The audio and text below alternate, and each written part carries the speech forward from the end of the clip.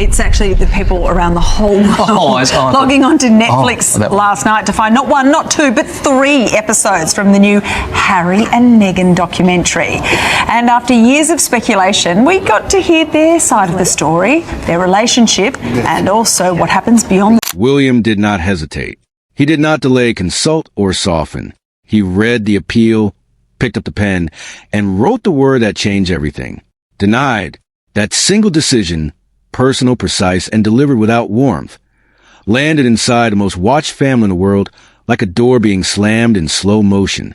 Not the dramatic crash of a public argument, not the messy noise of a leaked statement, but something far more devastating. The quiet, permanent sound of an institution deciding it is finished with a conversation. The future King of Britain looked at Meghan's final private appeal for restored royal recognition, read every word of what she was asking for, and chose closure over compromise with the kind of calm that only comes from certainty. What makes this moment impossible to look away from is not the drama of it. Royal families produce drama the way other institutions produce paperwork. Constantly, inevitably, and in volumes nobody asked for. What makes this different is the architecture of what Meghan actually requested. She did not ask to come back fully. She did not demand titles, reinstated security funding, or a seat at the center of official royal life. The appeal, carefully worded and deliberately modest, asked for 3 things: limited recognition at selected family occasions, restored access to official palace communication channels, and a defined, narrow path back into the formal rhythm of the household. That was the whole of it. A controlled return. A small door. The minimum that could still mean something. William closed it anyway. And he closed it himself. That detail matters more than almost any other in this story. The prince did not delegate the response to a legal team or a senior aide. He did not allow the answer to arrive from an unnamed office in palace language, so vague it could be read as a pause rather than a permanent verdict. He responded personally, which meant the message Meghan received was not bureaucratic distance. It was a deliberate, direct refusal from the one person whose authority inside the family carries the weight of the future. When the future King of Britain says no, he is not simply speaking for himself. He is speaking for the institution he will one day lead. And institutions, unlike people, do not apologize for their decisions. They file them. The palace confirmed what insiders had already understood. Any future communication from Meghan would now move exclusively through restricted formal channels. Screened, controlled, managed. The informal human network that had once provided at least a residual thread of connection, a contact who might pass a message, a moment at a shared event where a conversation could happen without becoming an incident, is now officially dissolved. What replaces it is procedure. And in the language of monarchy, procedure is the most elegant form of silence ever invented. For 6 years, the story of Harry and Meghan in the palace has been told in escalations. The step back, the interview, the documentary, the memoir, each moment arriving louder than the last, each one generating its own weather system of opinion, outrage, sympathy, and exhaustion. But this moment is different in kind, not just degree, because this is not Meghan speaking. This is not Harry explaining. This is William acting. Quietly, formally, and with finality, in a way that requires no camera, no narrator, and no subsequent clarification. The appeal is denied. The file is closed. The matter will receive no further consideration. Those 7 words, the matter will receive no further consideration, are the coldest sentence in modern royal history. Not because they are cruel in tone. They are not.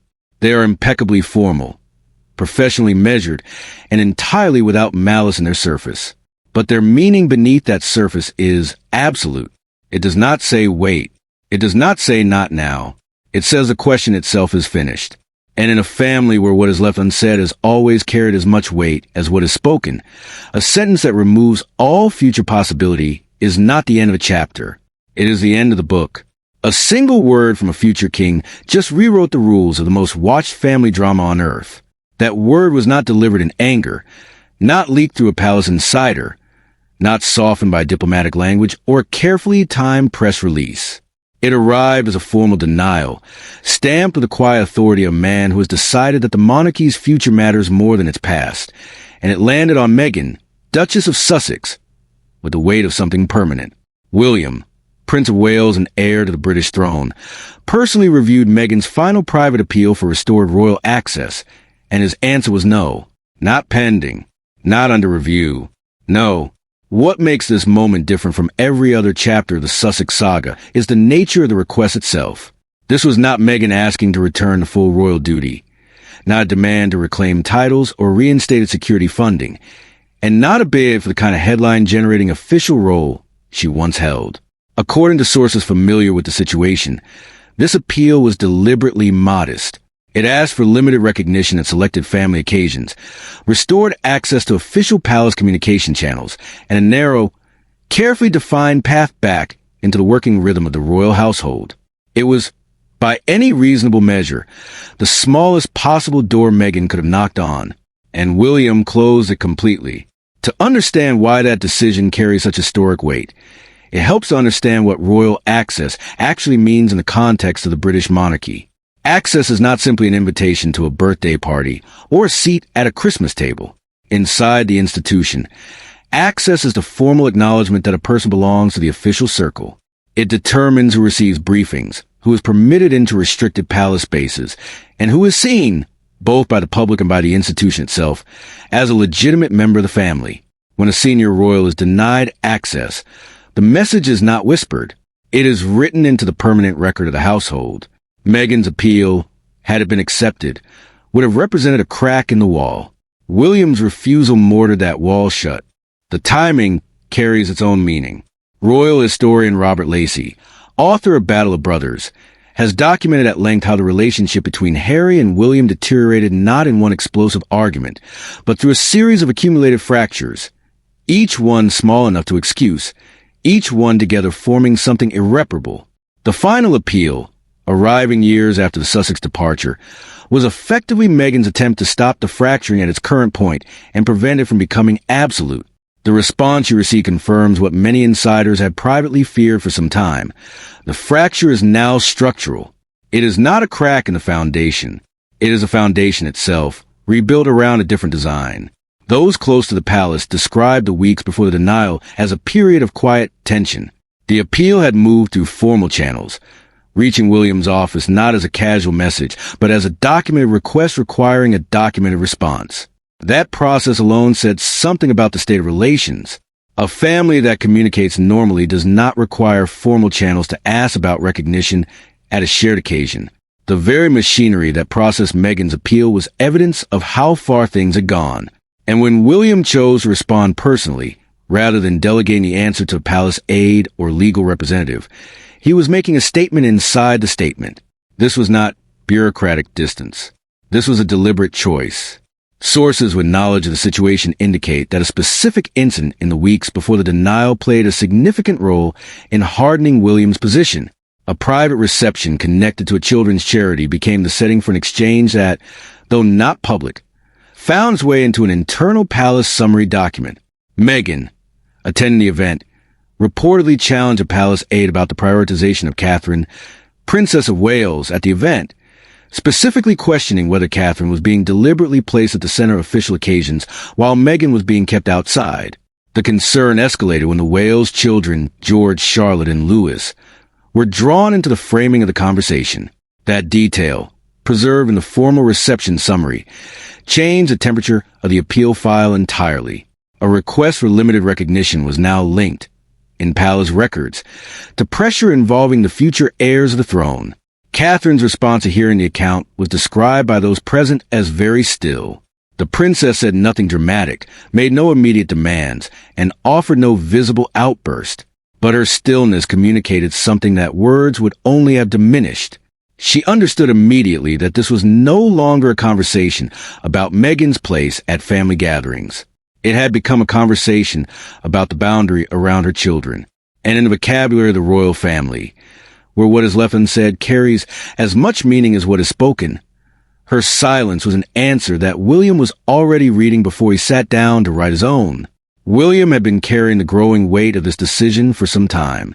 Journalist Valentine Low, who's reporting for the Times and whose book courtiers, The Hidden Power Behind the Crown drew extensively on palace sources, has described William as someone who thinks carefully before acting formally, but who, once decided, does not revisit. The prince's approach to difficult institutional questions follows a pattern those around him recognize. Patience, followed by precision. The response of Meghan's final appeal was precisely that. He did not act in heat. He did not act quickly. But when the signed denial left his desk, it carried the finality of someone who had already done the thinking that lesser responses require in retrospect. The meeting that followed, a private face-to-face exchange between William and Meghan, was described as civil in its surface and devastating in its substance. Meghan came to the table with the composure of someone who had prepared for resistance, but still believed a direct conversation might change the outcome. William came knowing it would not. Royal journalist Omid Scobie, whose book Endgame examined the inner mechanics of the Sussex Palace breakdown, has noted that direct appeals to William tend to fail not because he is incapable of empathy, but because he has trained himself to separate personal feeling from institutional judgment. In the room that day, both things were visible. He listened, he understood, and he still said no. The moment Meghan pressed on the question of recognition at family moments, specifically asking why such recognition had become impossible, the room shifted. William's expression changed. Those familiar with the meeting say, not into anger, but into something colder and more final, a protective stillness. The Wales children had been pulled into the meaning of the conversation again. And for William, that single thread connected every concern he had carried through the appeal process. The boundary he was drawing was not around Meghan as a person. It was around the next generation of the monarchy as an institution. He was not punishing a former family member. He was protecting the people who had no choice but to carry the crown. Harry was told about the outcome by Meghan before any official statement moved beyond palace walls. Those who know Harry will describe his initial reaction as a complex emotional architecture, fury rising fast, then collapsing almost immediately into something quieter and more painful. Because Harry understood his brother well enough to recognize the difference between a threat and a verdict. This was a verdict. He reached out through a private channel that had occasionally been useful even in difficult moments. No response came. The silence was not accidental, and Harry knew it. The restriction had already taken effect. He told his brother that love did not erase consequence, and that blood did not erase the damage that had accumulated over years. He said the door was closed, but he said it with grief rather than triumph. Harry sat with that for a long time. The anger that had risen and fallen to the conversation had nowhere to go. What remained was something that both brothers recognized, but neither could name in the language of institutions. A wound that royal protocol has no procedure for healing. Charles was informed of the outcome and did not intervene. The king read the summary in private, and sources familiar with his response describe a man visibly aged by what he was reading. Not surprised, but saddened in a way that sits differently from ordinary sorrow. Charles had spent years hoping that time would do what confrontation could not. That hope is now recorded in the palace's own documentation as having failed. His silence in the aftermath of the denial was noticed by everyone who watched for it. Harry noticed it most acutely. A father's intervention, even a private message, a word, a gesture, would have meant something different from William's formal answer. It would have meant that the family, however fractured, still had a private corner that institution could not fully reach. Charles gave no such signal. The silence became its own chapter. When the news reached the public, it did so with a particular velocity that royal stories carry when they combine genuine drama with genuine consequence. Front pages across Britain framed the denial in language that was less tabloid and more historical. The phrase "no way back" appeared in multiple outlets within hours of the story breaking.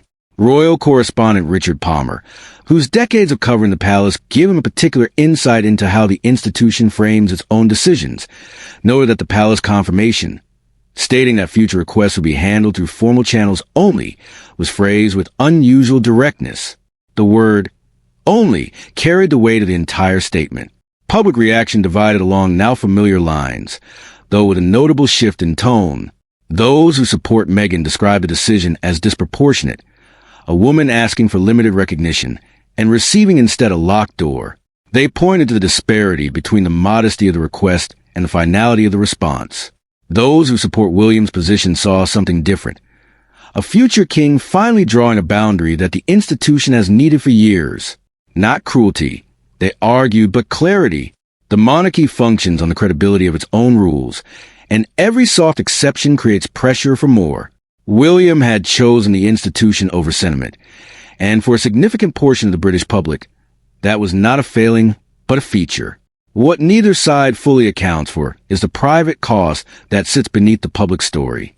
Author and broadcaster Tina Brown, whose book The Palace Papers provided one of the most detailed accounts of the monarchy's modern tensions, has written about the particular emotional violence of royal decisions, the way that institutional language strips the humanity from outcomes that are, at their core, deeply personal.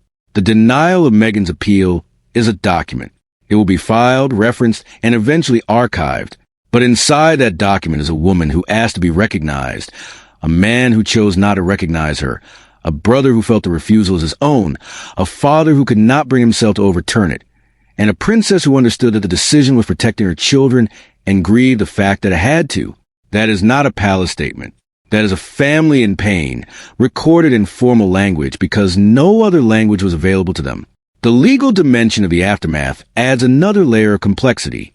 Once the appeal was marked closed by William's office, palace legal advisors confirmed that any future communication from Meghan would pass through restricted channels, screened, controlled, and managed before reaching senior royals. The practical effect of this is the elimination of the informal pathway. For years, even as the formal relationship deteriorated, there remained a residual human network, contact who might pass a message, spaces where a conversation could happen without it becoming an incident. That network has now been formally dissolved. What replaces it is procedure. And procedure, in the language of institutions, is the equivalent of silence. For Harry, the deepest consequence of the denial is not what it says about Meghan's place in the royal family. It is what it confirms about his own. When the door is locked against his wife, the message to him is geometric. The same wall that stands between Meghan and the palace stands between Harry and the life he once knew. He has always understood this intellectually. But intellectual understanding and lived experience are different things. And the moment William's answer became final, Harry's separation stopped being a choice that might one day be reversed and became a condition that the institution had now codified. He is not simply outside the palace. He is outside in a permanent, documented, procedural sense. Meghan's response to the outcome, described by those close to her, was neither collapse nor performance. She read the denial more than once. She understood what the language meant before she allowed herself to feel what it cost.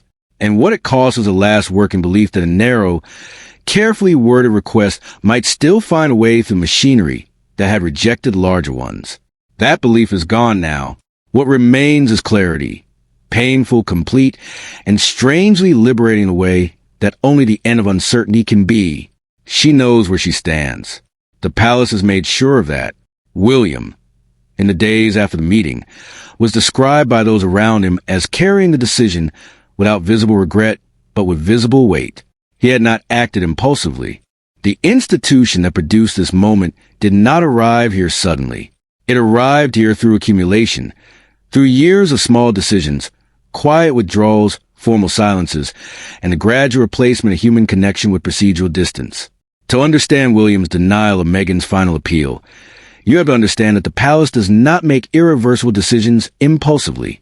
It makes them carefully, slowly, and only after it has exhausted every version of the alternative. By the time William picked up that pen, the alternative had been exhausted completely. Royal historian Robert Lacey, whose book Battle of Brothers remains the most detailed account of fracture between William and Harry, has described the brothers' relationship as one that deteriorated not through a single catastrophic rupture, but through the patient erosion of trust, incident by incident, statement by statement, until what remained was not hatred, which at least implies heat, but something colder and more final.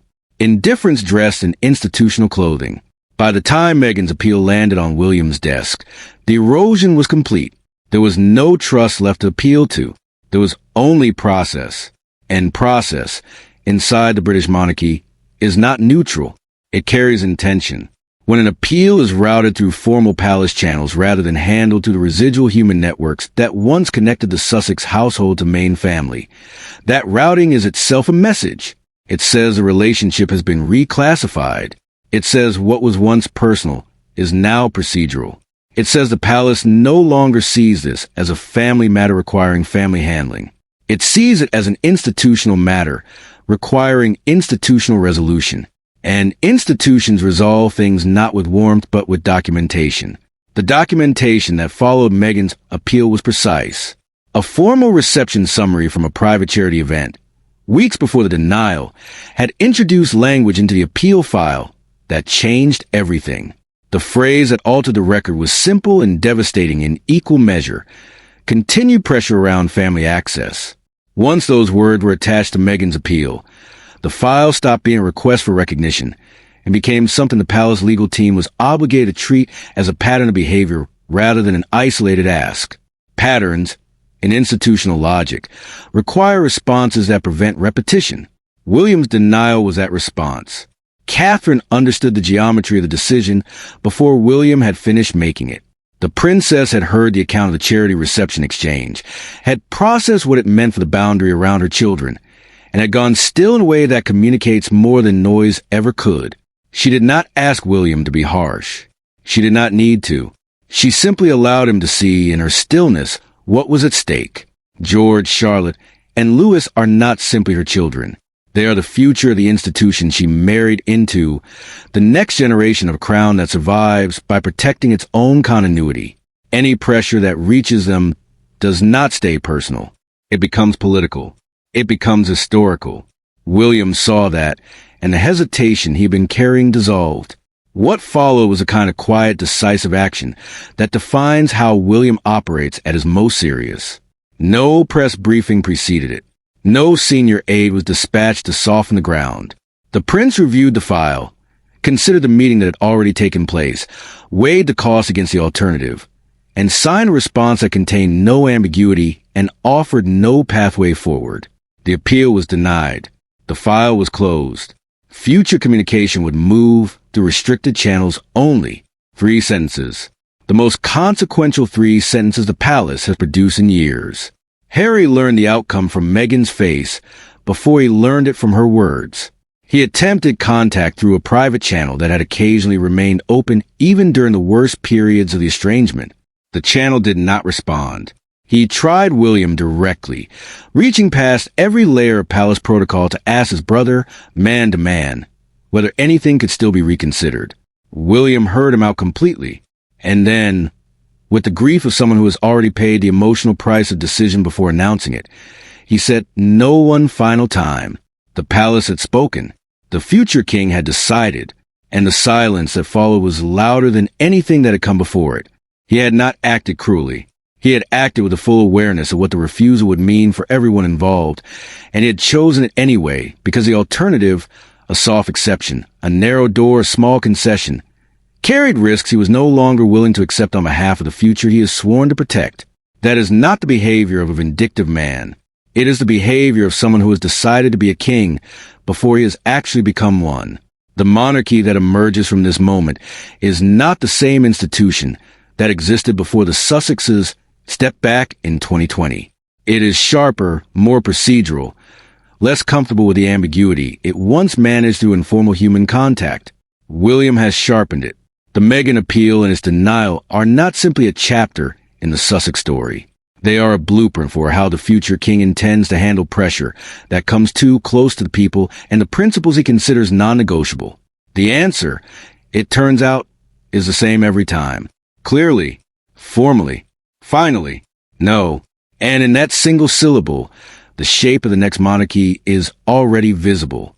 Not warmer than the last, not softer, but honest about what it is, what it protects, and where, with quiet and permanent certainty, it draws the line. When the noise of a royal story fades, and it always fades eventually, what remains is not the headline, not the front-page photograph, not the broadcaster's verdict delivered over sweeping orchestral music. What remains is the human wreckage underneath the institutional language. And in this case, that wreckage is considerable. Meghan asked for the smallest possible thing. She did not demand restoration. She did not arrive at the palace gates with lawyers and ultimatums. She asked, through the proper channels, in the proper format, with deliberate modesty, whether there was any version of belonging still available to her, whether the door that had been closed might be opened just enough to let in a little light. The answer she received was not complicated. It was not ambiguous. It was not delivered with regret or softened with the promise of future review. It was a wall where she had hoped to find a handle. William will carry that decision for the rest of his life. Not because it was wrong. Those closest to him believed with conviction that it was necessary, but because necessary decisions made against people you once loved do not dissolve simply because they were correct. They accumulate.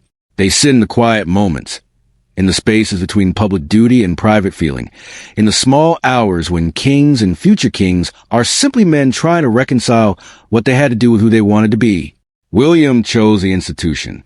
He chose the next generation. He chose a boundary that protects the whale's children from being pulled into a conflict they never chose and cannot escape.